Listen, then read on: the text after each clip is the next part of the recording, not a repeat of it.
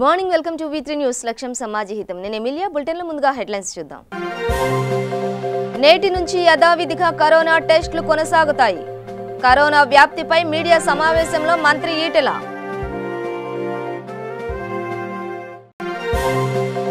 సూర్యాపేట జిల్లాలో పలు అభివృద్ధి పనులకు శంకుస్థాపన చేసిన మంత్రి కేటీఆర్. హైదరాబాద్, విజయవాడ మధ్య హైస్పీడ్ రైల్వేకు కృషి చేస్తామని హామీ. కరోనా చికిత్సలో దవాఖానాల నిర్వహణ బాగుంది. అధికారులతో సమావేశంలో సెంట్రల్ టీం వ్యాఖ్య.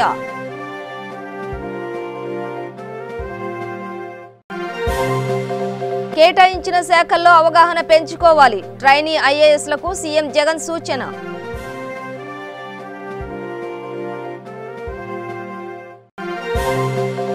పెట్రోల్, డీజిల్ ధరలకు వ్యతిరేకంగా జగిత్యాలలో నిరసన. కేంద్రంపై మండిపడ్డ ఎమ్మెల్సీ జీవన్ రెడ్డి.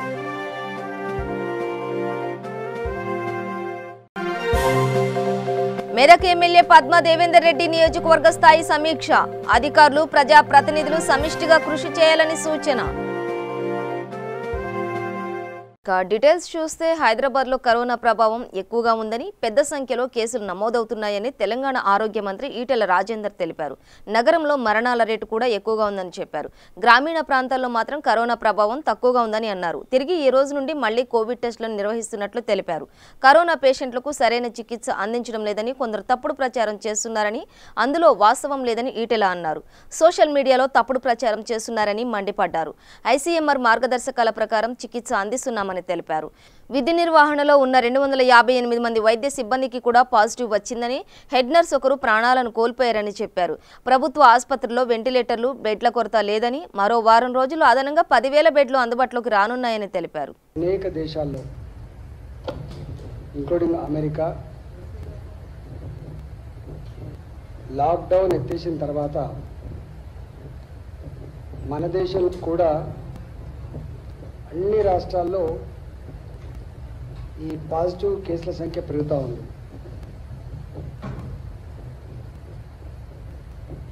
మొదలు ఎంతైతే కరోనా వైరస్ మీద భయపడినారో, చనిపోతున్నటువంటి వార్తలు ప్రజల మధ్యలో నిలిచిపోయినాయో, 4 నెలల తర్వాత మార్చ్, ఏప్రిల్, మే, జూన్ ఈ 4 నెలల తర్వాత అదృష్టం కొద్దీ మన దేశంలో ఎక్కువ డెత్స్ లేవు. 5 లక్షల పాజిటివ్ కేసులు ఈ దేశంలో నమోదైతే దాంట్లో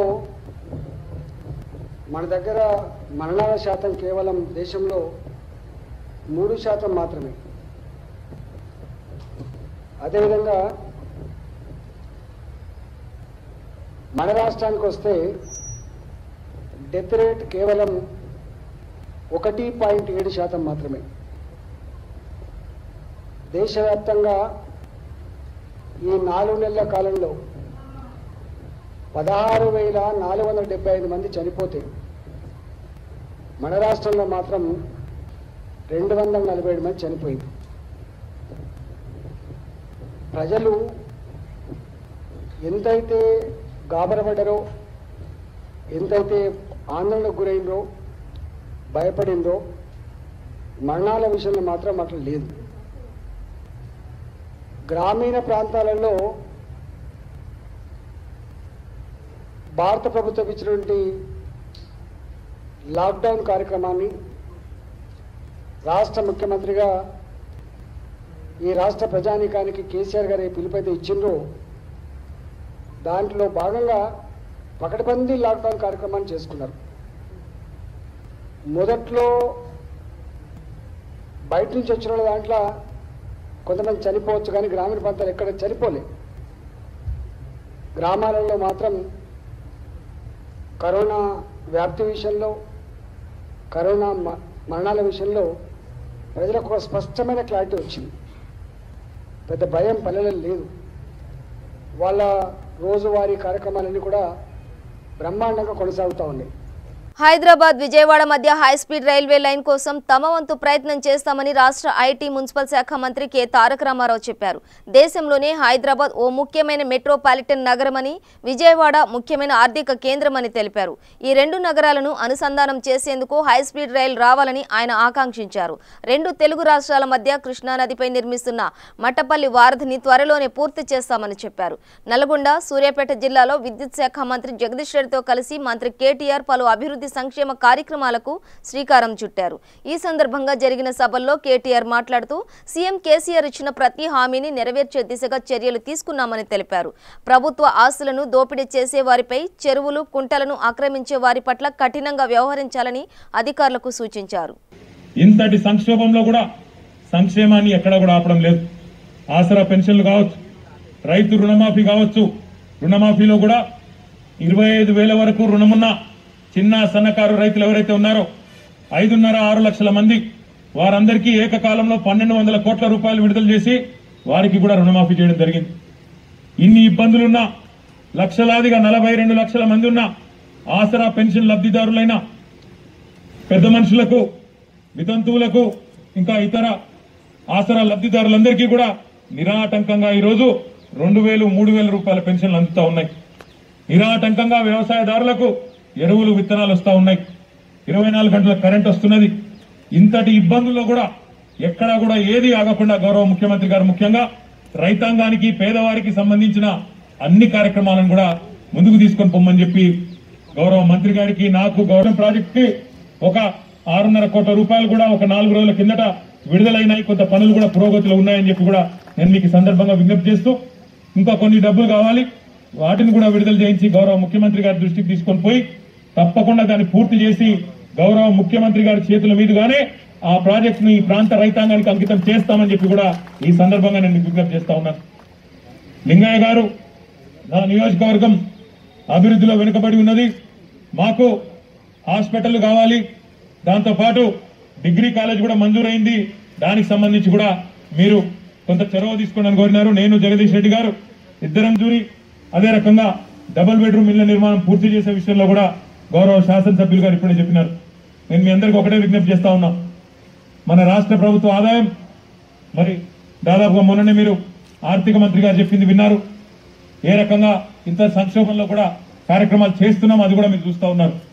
ఈ సంవత్సరం ఈ ఆర్థిక నియోజకవర్గంలో ఇక్కడ మున్సిపాలిటీ కానీ, చిట్యాల మున్సిపాలిటీ కానీ, లేదా ఇక్కడ ఈ ప్రాంతంలోని ఇతర ముఖ్యమైన అవసరాలు ఏవైతే ఉన్నాయో వాటన్నింటినీ కూడా ఒక్కొక్కటిగా రాబోయే 3-4 ఏళ్లలో అన్నిటినీ తీర్చే బాధ్యత కేసీఆర్ గారి ప్రభుత్వాన్ని, మాది అని చెప్పి కూడా మీకు విజ్ఞప్తి చేస్తా ఉన్నా. ఎవరు అనుమానం పెట్టుకునే పని లేదు. లింగయ్య గారు మమ్మల్ని ఎప్పుడు కలిసినా హైదరాబాద్ లో ఒక్కటే ఆయన అడిగేది ఎప్పుడు కూడా, అన్న ఇన్ని కట్ట పట్టుకొస్తాడు, ఒక లెటర్లు పట్టుకొస్తాడు, మొత్తం పట్టుకొచ్చి చేతులు పెడతాడు. అన్న మాకు రోడ్డు కావాలా, మాకు హాస్పిటల్ కావాలా, మాకు ఫలానా బిల్డింగ్ కావాలా, మొత్తంగా నియోజకవర్గ అభివృద్ధి తప్ప వేరే కాంక్ష గానీ, వేరే ఎజెండా గానీ ఏది కూడా లేదు లింగయ్య గారికి అనే మాట కూడా ఈ సందర్భంగా నేను మీకు విజ్ఞప్తి చేస్తా ఉన్నా. చాలా చక్కగా పార్టీ ఏ కార్యక్రమం ఇచ్చినా, ప్రభుత్వ కార్యక్రమాల్లో ఎలాంటి కార్యక్రమం, హరితహారం లాంటి కార్యక్రమం కానీ, ఇతర కార్యక్రమాలు కానీ నిర్వర్తించాల్సి వచ్చినా బ్రహ్మాండంగా అన్నిట్లో ముందుండి చాలా చురుకుగా ప్రజల మన్ననలు పొందుతున్న నాయకుడిని తప్పకుండా మీరందరూ కూడా ఇదే రకమైన స్ఫూర్తితో ఆయనలో ఉత్సాహాన్ని నింపుతూ మీరు ఎప్పటికప్పుడు మాకు సమస్యలు నివేదిస్తూ ఉండండి. రాష్ట్రంలో కరోనా బాధితులకు చికిత్స అందించడంతో పాటు భద్రతా చర్యలు తీసుకోవడంలో దవాఖానాల నిర్వహణ బాగున్నదని కేంద్ర బృందం వ్యాఖ్యానించింది. కేంద్ర ఆరోగ్య మంత్రిత్వ శాఖ సంయుక్త కార్యదర్శి లవ్ అగర్వాల్ బృందం హైదరాబాద్ పర్యటనలో భాగంగా గచ్చిబౌలిలో టీంను సందర్శించి దోమల్గూడలోని కంటైన్మెంట్ ఏరియా దోబిగల్లీకి వెళ్లి పరిశీలించింది. గాంధీ ఆసుపత్రిని సందర్శించింది. అనంతరం సచివాలయంలో ప్రభుత్వ ప్రధాన కార్యదర్శితో సమావేశమైంది. ఈ సందర్భంగా వైద్య, ఆరోగ్య, వైరస్ వ్యాప్తి నివారణకు తీసుకున్న చర్యలపై పవర్ పాయింట్ ప్రజెంటేషన్ ద్వారా వివరించింది. రాష్ట్రంలో కరోనా చికిత్సకు 17,081 పడకలను సిద్ధం చేశామని, మెరుగైన వైద్య సేవలు అందించడానికి అదనపు సిబ్బందిని నియమించామని తెలిపింది. వైద్య మౌలిక సదుపాయాలను మెరుగుపరచడానికి 475.74 కోట్లు మంజూరు చేసినట్లు వివరించింది.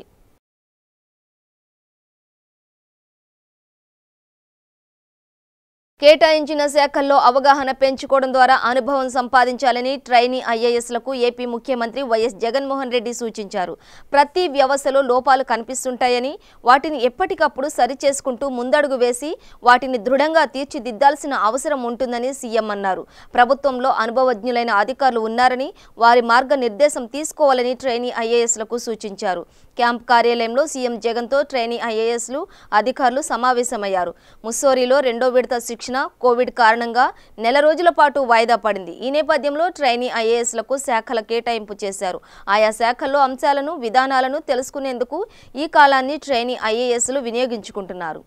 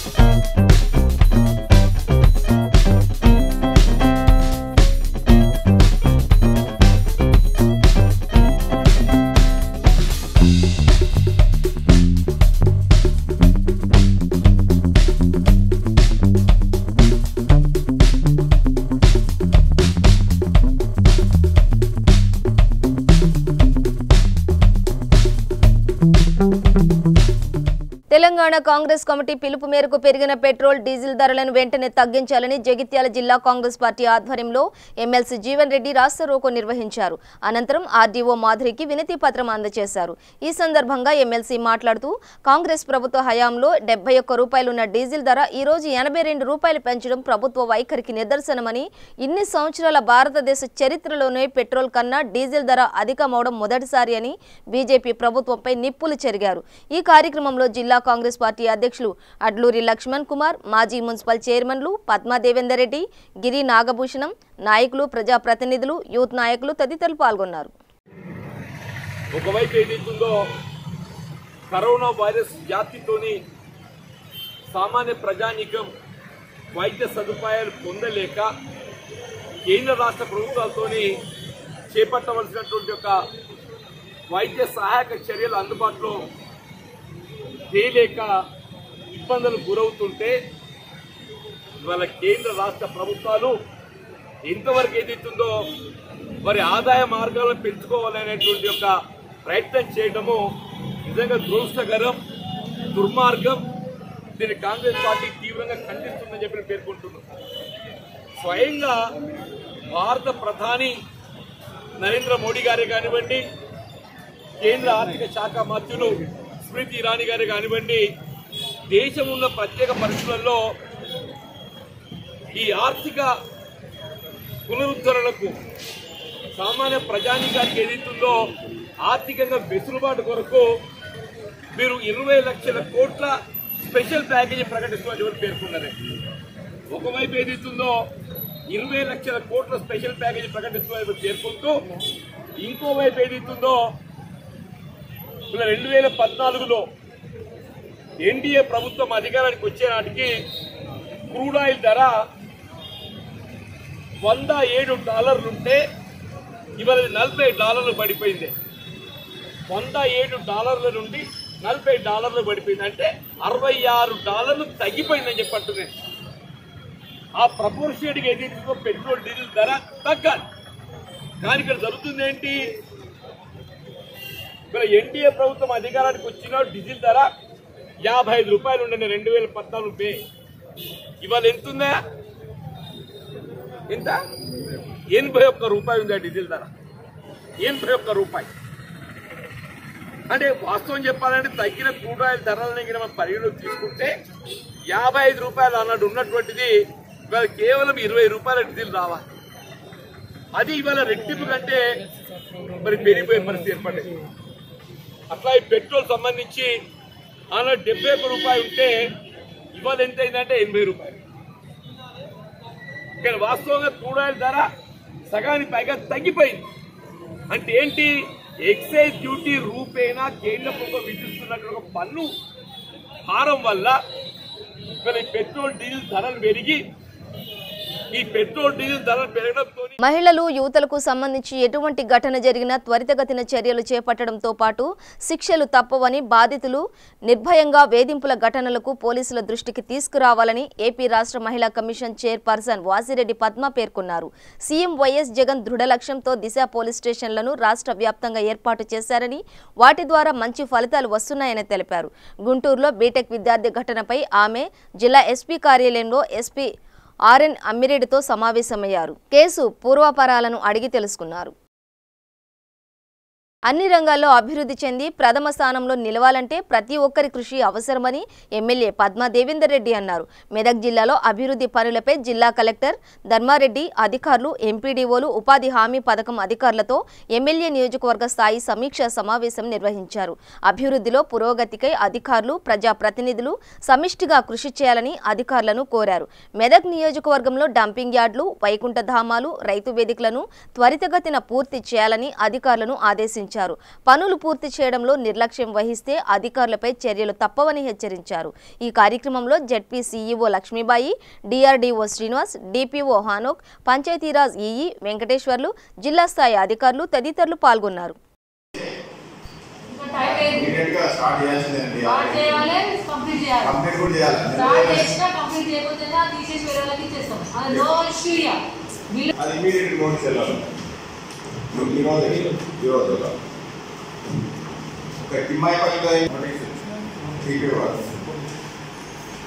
ఓకే, మరి ఇంకా రూట్ లెవెల్కి కూడా ఉన్నాయి, కొన్ని ఫినిషింగ్ స్టేజెస్లో ఉన్నాయి.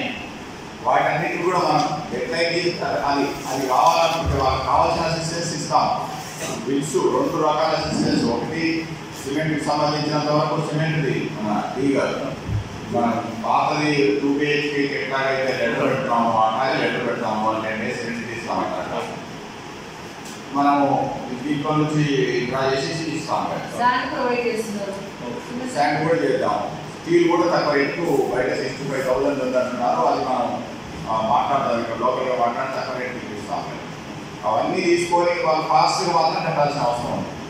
వాళ్ళకి సర్పంచ్ కానీ ఏదైనా సమస్య ఉంటే చెప్పి పక్కన పంపించుకుంటే మనం ఎవరో ఇచ్చేసి కంటిన్యూ చేసేస్తాం. అర్థమైందా?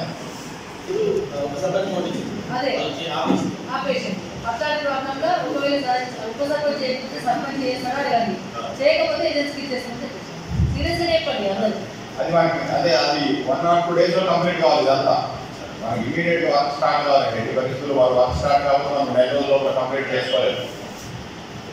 అర్థమైందా? మనం ఇది రోజువారీగా మానిటర్ చేయాల్సిన అవసరం ఉంది. అన్నింటిలో 2 వాడుకుంటే సరిపోతుంది. మనకు ఒక 2 కొంచెం ప్రొటెక్షన్ వాడుకుంటే ఇంకా బెటర్. అవసరమైతే రెండవది, ఈ డ్రై దాంట్లో మీరు ఏం చేస్తున్నారంటే కొంత గోడ కట్టారు. దానికి ఇప్పుడు మనకి పక్క నుంచి వర్షం పడితే మొత్తం వాటర్ నుంచి నిల్చుంటున్నది. దాన్ని హోల్స్ పెట్టాలి. ఆ గోడ హోల్స్ పెట్టి వాటర్ వెళ్ళిపోయేటట్టుగా స్లోప్ సరిగ్గా తయారు చేయాల్సిన అవసరం ఉంది.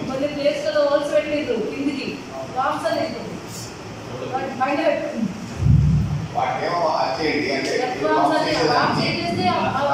డ్రైనేజ్ దానికి కూడా హోల్స్ లేకపోతే వాటర్ హోల్స్ కావాలి అయితే వాటర్ పోతే వాటి స్లోప్స్ ప్రాపర్గా మెయింటైన్ చేసినట్టు చూసుకోండి. వాటర్ అక్కడ నిల్చోకూడదు దానికి.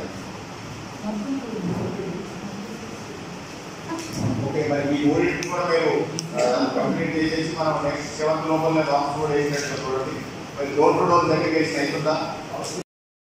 ఓకే, హవేలీ గన్పూర్లో డంపింగ్ యార్డ్స్ వచ్చేసారు. ఫినిషింగ్ స్టేజ్లో బీబీపూర్ ఏం బాబు బీబీపూర్లో ఏ స్టేజ్లో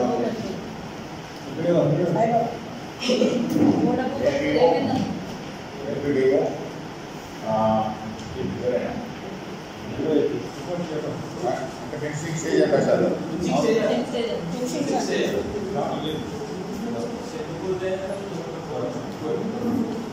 ఓకే. నెక్స్ట్ ముత్తాయిపల్లి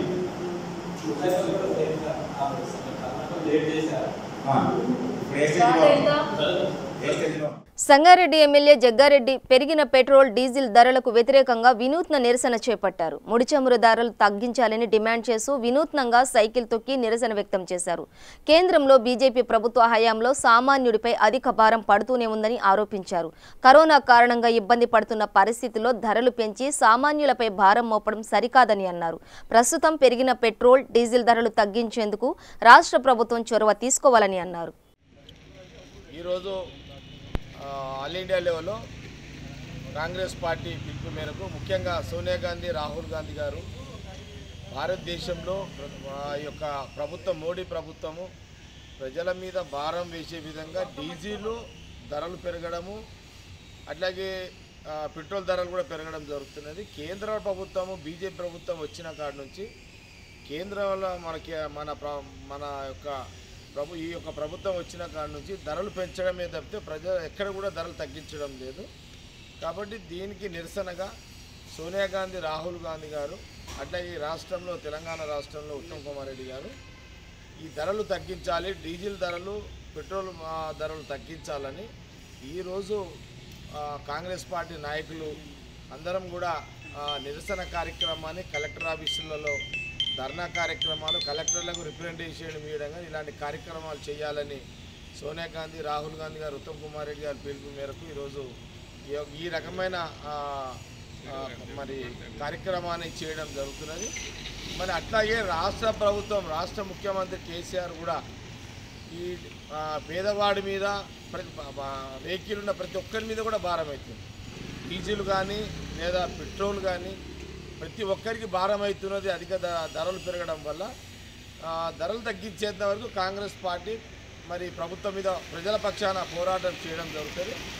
రాష్ట్ర ప్రభుత్వం ముఖ్యమంత్రి కేసీఆర్ కూడా చొరవ తీసుకొని ధరలు తగ్గించేదాన్ని కేంద్ర ప్రభుత్వంతో మరి మాట్లాడి తగ్గించాలని, ప్రజలకు భారం కాకుండా తక్షణమే డీజిల్, పెట్రోల్ ధరలు తగ్గించాలని కాంగ్రెస్ పార్టీ డిమాండ్ చేయడం జరుగుతుంది.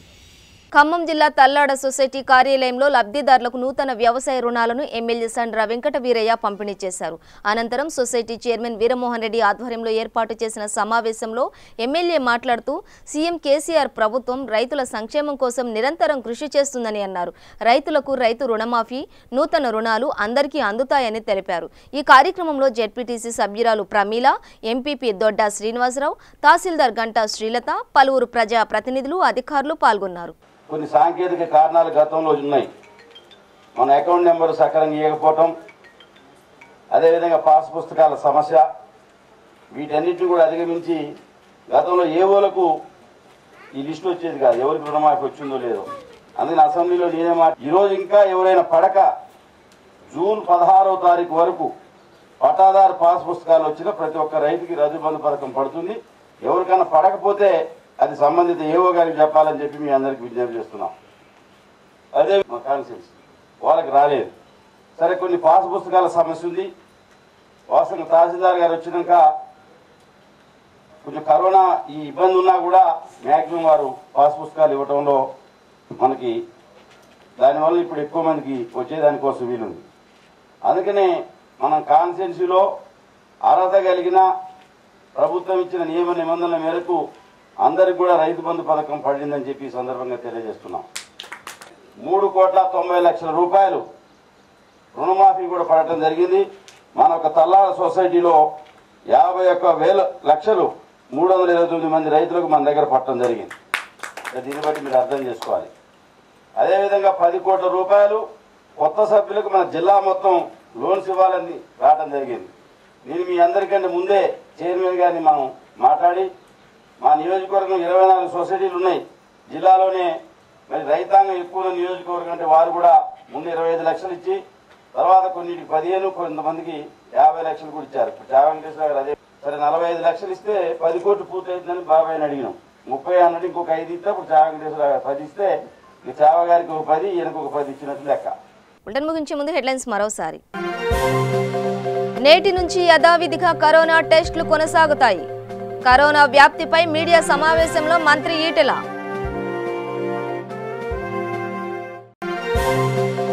సూర్యాపేట జిల్లాలో పలు అభివృద్ధి పనులకు శంకుస్థాపన చేసిన మంత్రి కేటీఆర్. హైదరాబాద్ విజయవాడ మధ్య హైస్పీడ్ రైల్వేకు కృషి చేస్తామని హామీ. కరోనా చికిత్సలో దవాఖానాల నిర్వహణ బాగుంది. అధికారులతో సమావేశంలో సెంట్రల్ టీం వ్యాఖ్య.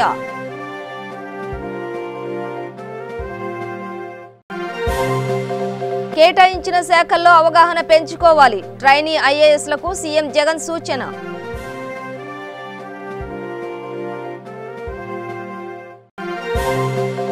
పెట్రోల్ డీజిల్ ధరలకు వ్యతిరేకంగా జగిత్యాలలో నిరసన.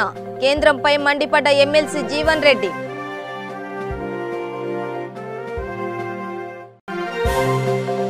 మెదక్ ఎమ్మెల్యే పద్మా దేవేందర్ రెడ్డి నియోజకవర్గ స్థాయి సమీక్ష. అధికారులు ప్రజాప్రతినిధులు సమిష్టిగా కృషి చేయాలని సూచన. ఇవి బులెటిన్ అప్డేట్స్. చూస్తూనే ఉండండి V3 న్యూస్. లక్ష్యం సమాజహితం.